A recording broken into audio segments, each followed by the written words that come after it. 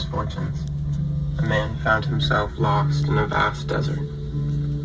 The desert, not entirely unlike the deserts where most men will at some point find themselves, seemed unending. But in fact, it was not. Though sand dunes rose stories to mask its borders, and storms of tan and taupe clouded the horizon, the desert the man occupied was finite, with a beginning and an end.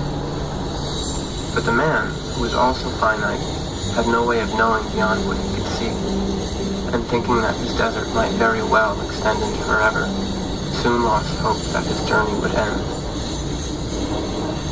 He walked what he thought to be many miles, but whether it was toward salvation or in circles he knew not, for there were no markers besides the hills of sand that reshaped themselves according to the wind, occasionally revealing and burying bones of vultures, like slow waves swallowing ships, bits of hull bobbing to the surface.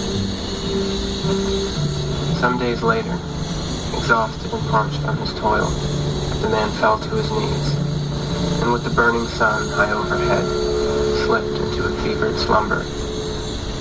In his uneasy sleep, the man dreamt of a forest.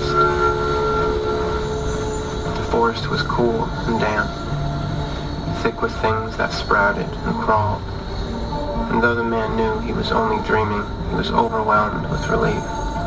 The sun poked through only in small places, illuminating dew that glistened atop flowers and sparkled against braids of water that wove themselves around trees and moss-covered rocks. He walked amongst boughs of oak and supple branches of fruit trees that curved beneath the weight of their blossoms, and when he reached a small clearing, he stopped to listen to the scores of birds that sang so brightly, watching them as they flitted between branches, visiting the thickets of the forest in small groups. Overwhelmed by the forest beauty, the man began to cry. Oh, if I could only have been lost in a place as lush as this, instead of a vast, arid prison. If only I could have been born into a body less frail. The birds in the forest heard the man and were confused by this strange longing, for no bird had ever yearned to be something other than what they were. Again the man complained. My skin is too soft, my bones are too brittle to weather such a dusty path. Perhaps if I were something other than a feeble man, I could escape that desolate place. Intrigued, one of the larger birds swooped down and asked the man, if not a man, what then would you prefer to be? Perhaps a bird, said the bird. The man looked up and imagined that the bird's dark feathers and pointed beak were his own. He imagined himself soaring and swirling towards clouds, foraging for berries and resting in shaded limbs of tall trees.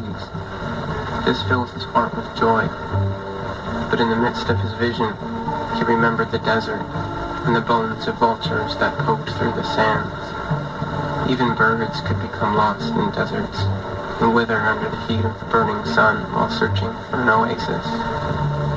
No, said the man to the bird, for even if I was a bird, I may still never escape the barren land to which I will eventually awake. The bird, still perplexed by the man's desire to be anything other than what he was, responded, if not a bird, and not a man, what then would you prefer to be? The man thought, and he tried to imagine a being that needed no water, that needed no food, a creature that could traverse long distances and was impervious to the scorching sun, a thing that was unmoving and indifferent. An airplane, said the man. I wish I was a powerful airplane. A machine of steel and oil, numb to the trials of the desert and forever a stranger to pain and weakness. The bird sighed and flew away, leaving the man by himself in the small clearing of his own imagination. In his dream of the forest, the man fell asleep, and he awoke back in the desert not as a man, but as a giant airplane. Stretched before him a massive runway that extended deep into the brown hills. The airplane that was once a man started its booming engines. Clouds of sand billowed upwards as the plane roared forwards, thick smoke pouring from the exhausts.